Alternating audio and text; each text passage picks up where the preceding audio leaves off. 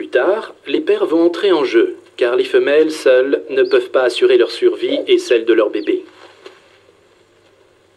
Ces oiseaux ont des besoins nutritionnels bien supérieurs à ceux des reptiles à sang froid qui vivent à proximité. La nuit, le père prend la relève. La couvée n'a alors plus rien à craindre des chacals.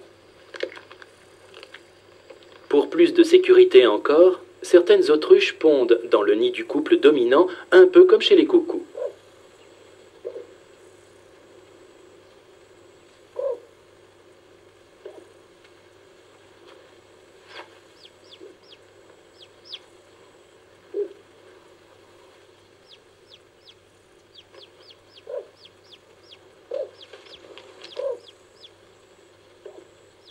Les autruches sont des parents assez intuitifs, qui ne font apparemment aucun favoritisme. Quant aux petits, ils s'adaptent facilement à n'importe quel adulte.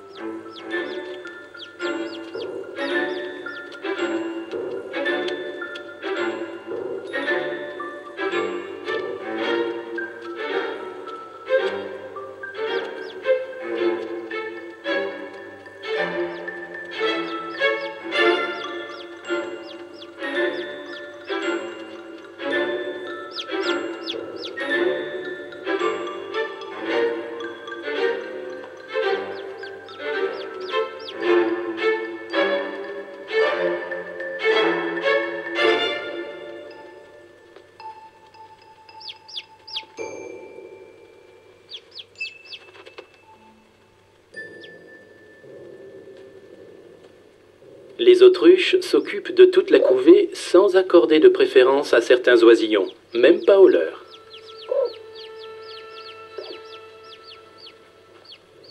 Dans les heures qui suivent l'éclosion, la famille doit se déplacer pour trouver de l'eau.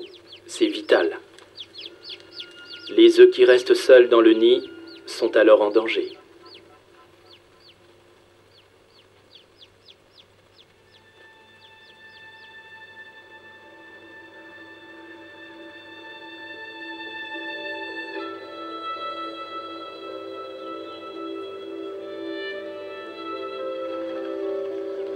Dans ce marécage d'Amérique du Sud, on ne compte pas plus de 2 ou 3 individus par couvée.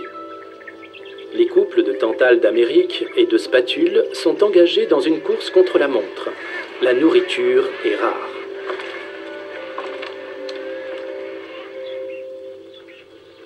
Les tantales favorisent leurs préférés et leurs petits luttent parfois jusqu'à la mort pour attirer l'attention et être nourris avant les autres. Bien des parents ont leurs chouchous. Chez certaines espèces, ils vont jusqu'à tuer certains de leurs rejetons pour n'en laisser qu'un seul en vie. Quand les temps sont durs, cet instinct brutal permet de sauver au moins une vie.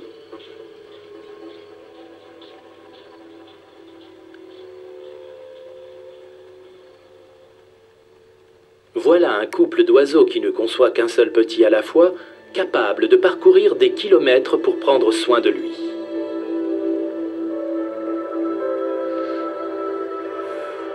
Nous sommes en Antarctique et cette femelle manchot empereur vient de pondre. Après s'être dévouée corps et âme, elle va maintenant partir pour trouver de quoi se nourrir. Elle reviendra dans 65 jours. Et c'est le père qui va couver pendant l'hiver.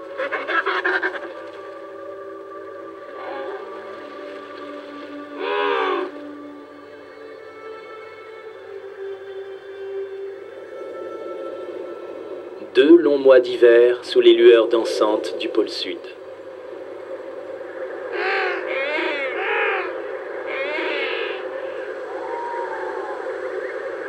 Au retour du printemps, c'est l'éclosion de l'œuf.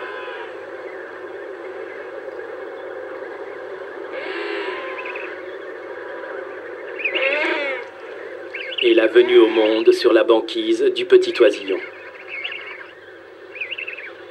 Entre lui et son père, un lien s'établit tout de suite, privilégié, unique.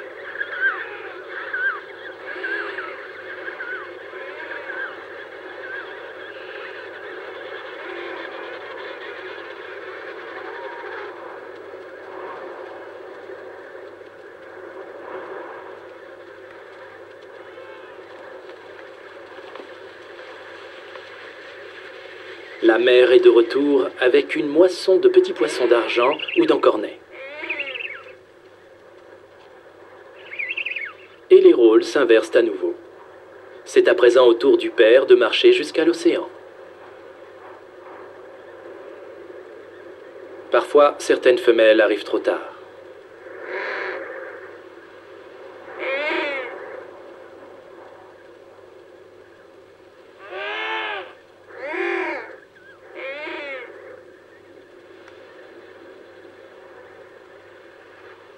Au cours de ce long périple pour trouver de quoi nourrir un petit être envers et contre tout, il arrive qu'on surprenne ce qu'on pourrait appeler une émotion.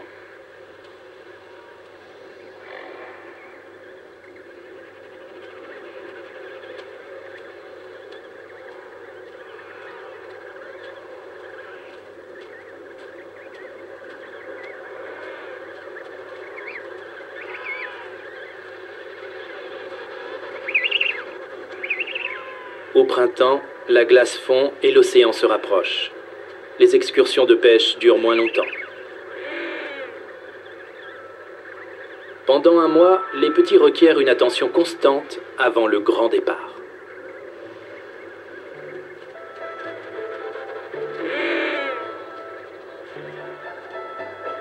Mais certains rechignent à les laisser partir.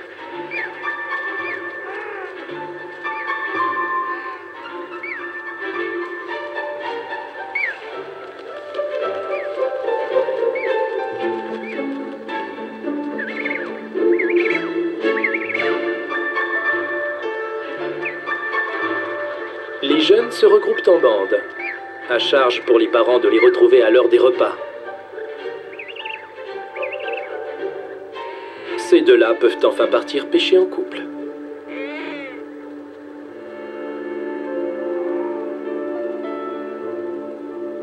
Les oiseaux sont les meilleurs parents qui soient, des couples fidèles qui aiment le voyage.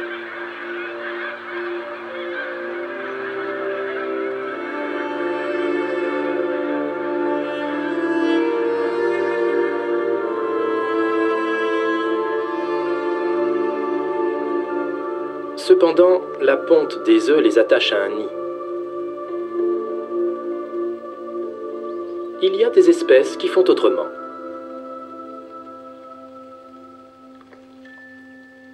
Ces bébés caméléons viennent au monde sous une enveloppe translucide. La mère se débrouille seule. N'ayant pas d'œufs à garder, elle a pu emporter ses embryons avec elle pour chercher de la nourriture. Le père, lui, s'est évanoui dans la nature.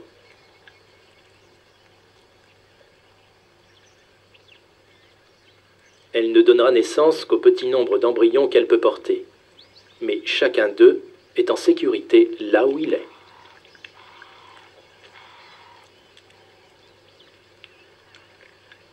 Ceux-là n'ont pas d'enfance. Abandonnés par leur mère, ils devront s'en sortir seuls. Pourtant, voici 150 millions d'années sont apparus de nouveaux animaux qui restaient auprès de leur nouveau-né pour s'occuper d'eux. Les mammifères ont révolutionné l'éducation des petits, même si quelques espèces primitives continuent de pondre des œufs.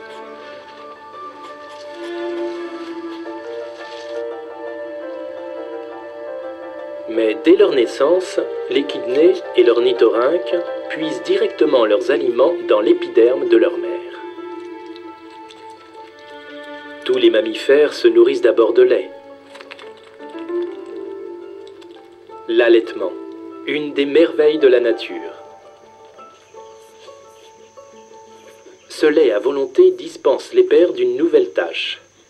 En revanche, un lien privilégié se tisse entre le bébé et sa mère.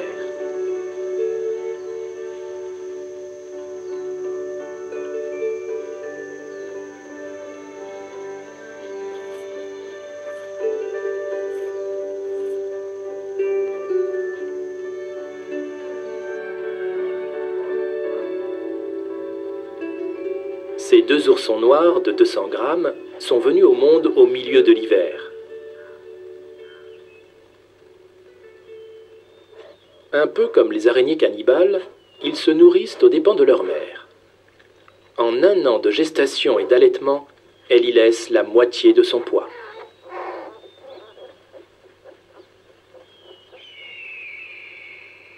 La sortie de la tanière, 2 mois plus tard, marque une seconde naissance. Pendant presque 2 ans, elle les protégera. Elle devra leur montrer où trouver de quoi se nourrir, mais aussi comment éviter les dangers, les pièges.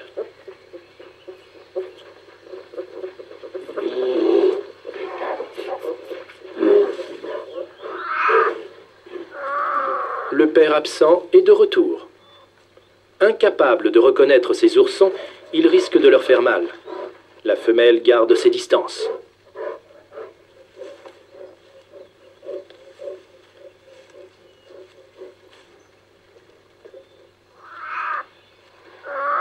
Insouciants, les oursons jouent près de leur mère.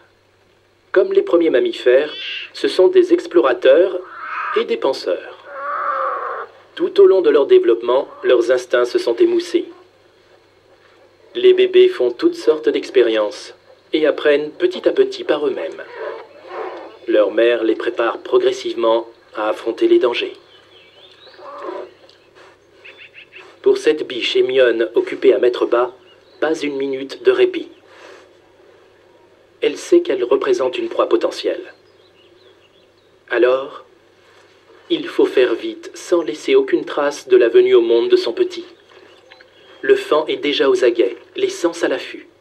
La mère végétarienne engloutit pourtant spontanément tous les restes.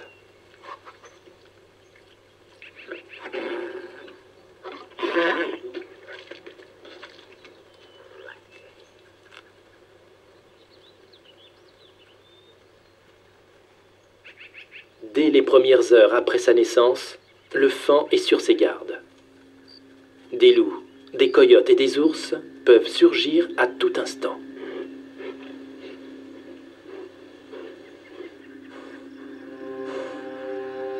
Les moindres bruits ou odeurs déclenchent chez lui une réaction de peur.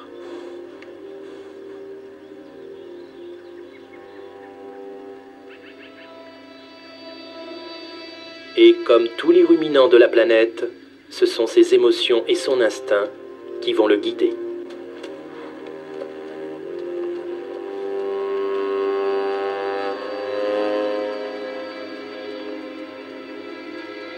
La naissance du gnou est l'affaire de quelques minutes.